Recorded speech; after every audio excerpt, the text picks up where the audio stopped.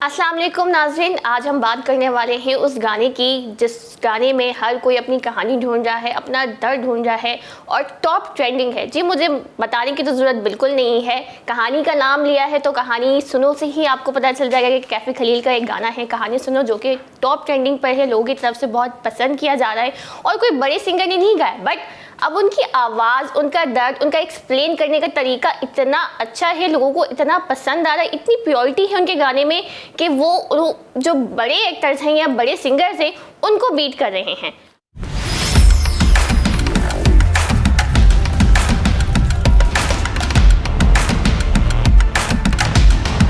तो इस हवाले से आपका क्या रिएक्शन है? फर्स्ट टाइम जब ये वीडियो देखी तो बहुत ही एक्सेप्शनल उनकी वॉइस है, उनकी वर्डिंग्स बहुत अच्छी, मतलब हर कोई स्पेशली हमारी जनरेशन का या कोई न्यू जनरेशन वो सब रिलेट कर पा रही है। अच्छा, मुझे जनरेशन से याद आया कि मतलब हमारे पाकिस्तानियों के इतने ही दिल टूटे हुए हैं कि उनको बस एक कहते हैं ना, तिनके को एक सहारा होता है। वो क्या मिसाल क्या है वो कश्ती में एक तिनके का सहारा होता है, जस्ट लाइक दैट कि बस तिनके का सहारा था उन्होंने बस उनको एक चीज़ पिच पकड़ ली और उसको अब अपनी कहानी से रिलेट कर रहे हैं। पाकिस्तान में बहुत पसंद किया जा रहा है, ना सिर्फ पाकिस्तान बल्कि ऑल ओवर द वर्ल्ड, और ये हमारे एक इमर्जिंग टैलेंट है जो कि राइजिंग स्टार है, सब उनको बहुत पसंद कर रहे हैं और सिर्फ मुझे ही नहीं, हर किसी को इनका सॉन्ग, ये वाइब इस सॉन्ग की सबको बहुत पसंद आई। अच्छा, इसका ये भी एक चीज़ है कि इसका ये जो गाना है ये कुछ महीने पहले आया था, बिल्कुल ऐसे ही कुछ महीने पहले आया था, लेकिन अब आहिस्ता आहिस्ता आहिस्ता आहिस्ता ये एकदम से इतना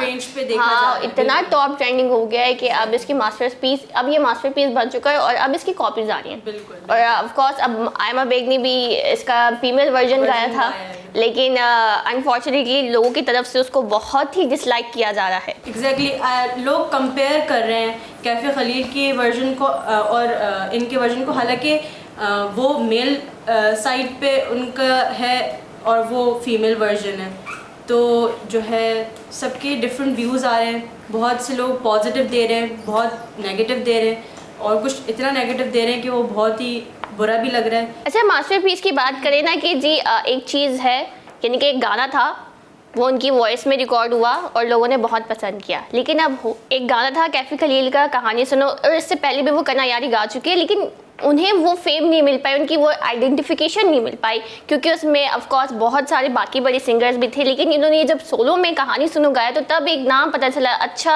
कोई कैफ़ी खलील भी एक इंसान है या कोई सिंगर है जो इतना खूबसूरत तरीके से कोई गाना गा सकता है। तो अब उनको दुनिया की तरफ से, ना सिर्फ पाकिस्तान की तरफ से बल्कि बाकी ममालिक की तरफ से भी काफ़ी प्यार मिल रहा है। ज़रा रिव्यूज़ की पर बात की जाए कि उसके बाद कहानी सुनने के बाद आयमा बेग ने इसका फीमेल वर्जन गाया, तो इसकी कहानी मैं आपको बताती चलूँ। तो उसकी कहानी कुछ इस तरीके से है कि उन्होंने अपने एक इंटरव्यू में बताया था कि उनको ये गाना सुना उन्होंने, उसके बाद उन्होंने कैफ़ी खलील को कॉल की कि मैं ये गाना फीमेल वर्जन में गाना चाहती हूँ और आपने बहुत खूबसूरत तरीके से इसको डिलीवर किया है और मैं भी इसी तरीके से फीमेल वर्जन में करना चाहती हूँ। तो देन फिर उनका गाना रिलीज़ हुआ, लेकिन अनफॉर्चुनेटली बात फिर वहीं पे आ जाती है कि लोगों ने उसको नापसंद किया।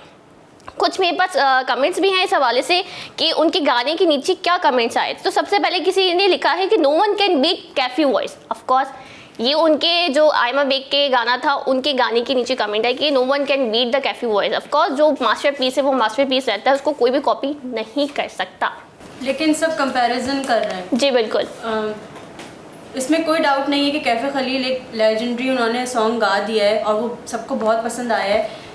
अगर हम आयमा बेग की बात करें तो आयमा बेग ने बहुत सारे हमें हिट सॉन्ग्स भी दिए हैं, कोक स्टूडियो में उनको जो है बहुत शोहरत मिली, और जो उन्होंने पहले भी बहुत सॉन्ग्स गाए हैं। तो कभी कभार ऐसा होता है कि अगर आप एक सिंगर 10 एल्बम्स देता है तो ज़रूरी नहीं है कि वो 10 की 10 हिट हो जाए, उसमें कभी कभार लोग कुछ पसंद भी करते हैं और कुछ नापसंद भी करते हैं।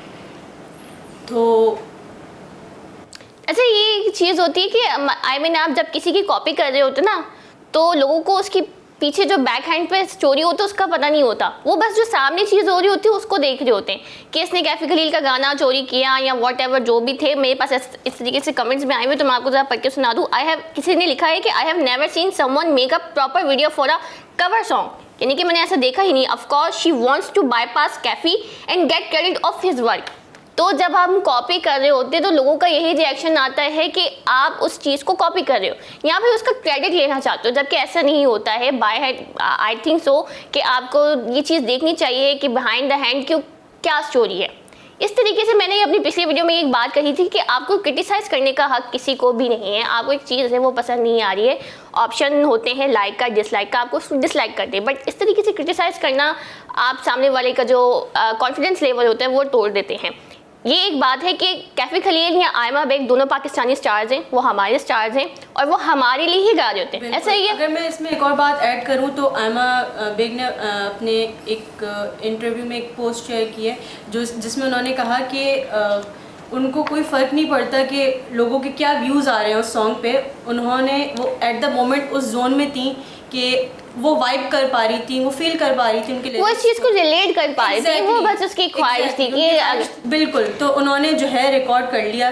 तो हर किसी को स्पेस देनी चाहिए। Of course. उस गाने को उनकी पर्सनल लाइफ से बिल्कुल भी रिलेट नहीं करना चाहिए। हमारे पास राइट नहीं है, वेदर शी इज़ रॉन्ग और राइट, हमारे पास ये हक नहीं है कि हम किसी की पर्सनल लाइफ को हिट करें। ये एक बहुत गलत बात है। अच्छा, ट्रोलिंग की इतनी इंतहा थी, जब मैं ये कमेंट्स पढ़ रही थी तो मैं खुद भी अकेली भी हंस रही थी कि किसी ने लिखा कि पुत्र कुछ सीख ले, ऐसे हवा में बातें नहीं करते।